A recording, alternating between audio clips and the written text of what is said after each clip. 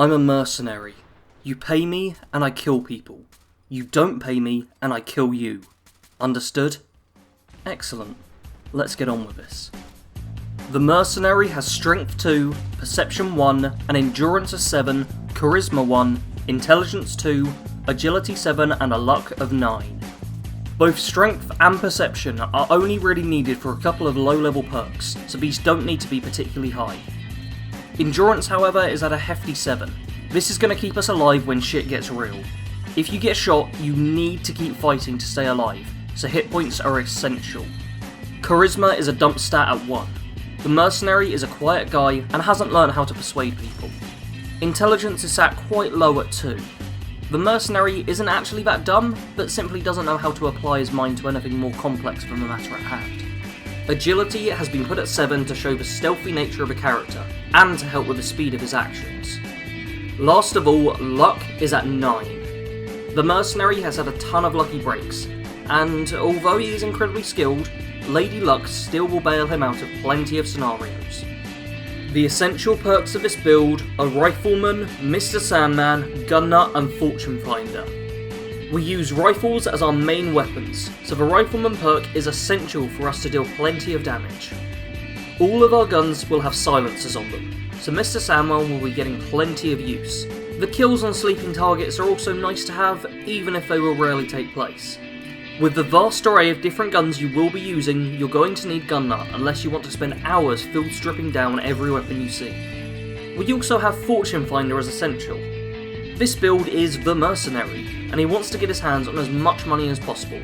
Fortune Finder is the perk that allows this. The recommended perks are Sneak, Armourer, Ninja, Grim Reaper Sprint, Better Criticals, and Scrounger. This character will spend a lot of its time in sneak mode, taking down targets before they are alerted to his presence, so you'll want the sneak perks. Armourer helps us get our armour sorted and improve it in a variety of ways. Ninja ties into the stealth of the build and lets you get confirmed kills when hidden. Grim Reaper Sprint will make VATS far more efficient, giving you the chance to refill your action points for every kill you get in VATS. We also have Better Criticals, giving a significant increase to the damage that criticals deal, making them far more worthwhile to use on a regular basis. Last in recommended is Scrounger. This perk is going to keep our ammo reserve stocked and prevent us from running dry in the middle of a fight. The role-playing perks I've included are Idiot Savant, Gunslinger, Critical Banker, and 4-Leaf Clover. Idiot Savant will get this build to level at a good rate, giving us plenty of skill points to spend. Gunslinger gives us a second weapon choice and helps to show that the Mercenary is skilled in all firearms. Pistols are also incredibly VATS efficient, letting us build up our critical meter with plenty of shots. Critical Banker will then let us store additional shots. This in turn will help us white out a room of the most tough enemies in the game in a single VATS round. Last of all is 4-Leaf Clover. Every single shot you take in VATS may fill the critical meter, making the game far more cinematic and helping out no end when you are outnumbered. The Mercenary lived through the assassination of his parents thanks to his brother stopping him from crying out in horror. This single event led to him looking up to his brother for the rest of his life. Whenever he gave an order, he followed it to the letter. They were tortured in an orphanage, and he said that they would stay strong and if they bided their time they could get away unnoticed. He was right. The orphanage burned down, and they ran away in the chaos. They lived on the streets, and his brother got him to start stealing. The Mercenary was incredibly light on his feet, so this came naturally to him. In time, they were approached by an organisation that would offer them even more money than they were currently making for doing the same job. They accepted and ended up working for them for years. As time went on, they ended up turning from thieves into killers.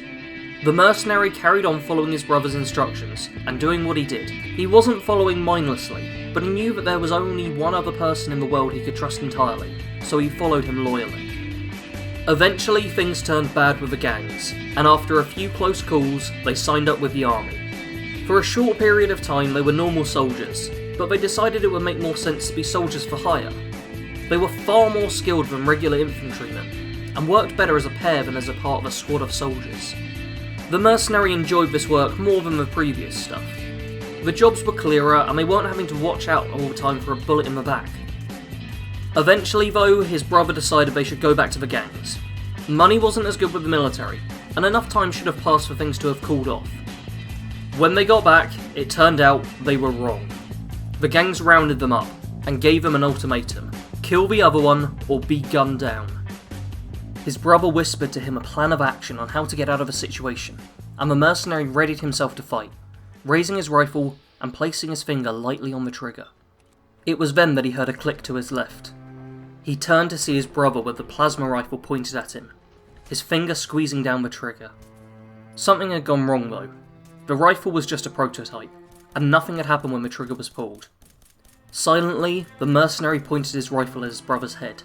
Ignoring the man's pleas and excuses, he pulled the trigger, sending bone and brain matter flying everywhere.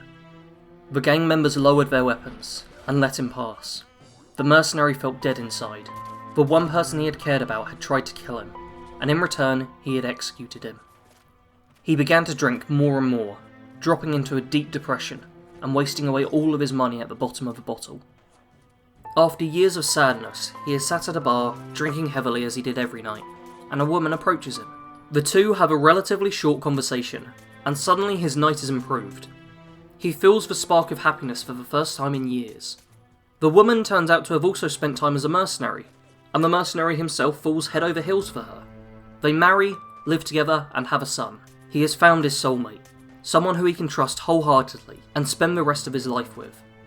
But when the world ends, she will die, and he will have lost both the people he cared for in his life, and is left to wander the waste, to search for his son, and hope that he can find someone else to believe in. The faction for this build is up to you, but I don't want you to side with the one you think is best for gameplay reasons or who has the coolest technology. Instead, go with a faction that you trust and believe in. The mercenary doesn't want to put his faith in people who will turn on him, and will be cautious around all of the different factions. Personally, I would end up siding with either the Minutemen or the Raiders, as they are the two sides I trust most in the game, but let me know who you go with and why. The choice of companions is also a difficult one. The mercenary will need to be careful who he travels with, as he doesn't want his partner to turn on him. You could go with MacCready and try to recapture the magic of two mercs working together.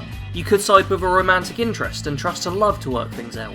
Or you could eliminate the human element and build a robot to travel with. Although they don't provide as much companionship, they are easy to control and can be trusted far more than humans. This build will use a ton of different weapons. Carry a combat knife for if you need to slice someone's throat. I would recommend Pickman's Blade for this. Have a 10mm pistol as your sidearm for confined spaces or when a rifle isn't appropriate. The Wastelander's Friend works well for this, but keep an eye out for good legendary drops. You'll also want a combat shotgun for clearing out buildings at a rapid rate. You get plenty of rounds in this weapon and it packs a hell of a punch, but if you want an even better edge, then get your hands on Justice to add stagger to that as well. You'll also want a combat rifle or two for range shooting and sniping. I got really lucky when playtesting and my first legendary drop was an explosive combat rifle, which I used as my standard rifle, but I also picked up the Overseer's Guardian as my sniper rifle. Last of all, grab an assault rifle as an additional weapon to go in shooting for large firefights. This is most helpful for if you're running low on your combat rifle ammo but don't want to sacrifice range or damage. All of these guns will want to be modded to their best variants, and every single one will need a silencer, even the combat shotgun. The mercenary keeps things quiet, so silencers are non-negotiable. The armour for this build will be a full suit of shadowed heavy combat armour, worn over the torn shirt and jeans from Nuka World, and with a militia hat to top it all off. This combination offers some really great bonuses, and I am a huge fan of the aesthetic of the character. You can mod out the combat armour pieces however you see fit, but I would personally recommend sleek on the legs and stabilised on the arms. The Mercenary is a stealth-based combat specialist. Take any jobs that pay well, but keep talking down to a minimum. You're a man of actions, not words. Combat situations shouldn't offer too much of a challenge unless you're playing on survival, but if you stay hidden, you will cut a bloody path through your foes. For roleplaying, you can just play this character as a standard mercenary, taking jobs and enjoying having plenty of caps. Or you can make it a little more realistic to the character, and realise that he is alone in the world, killed the first person he trusted, and was helpless to stop the second from being killed. Everyone is out to murder him, and being paranoid isn't unreasonable in this scenario. Second guess what everyone is telling you, and don't trust things at face value. Thank you all for watching this build. You may have noticed it's a little different from others, and I do really want to know what you guys thought of it compared to my other builds.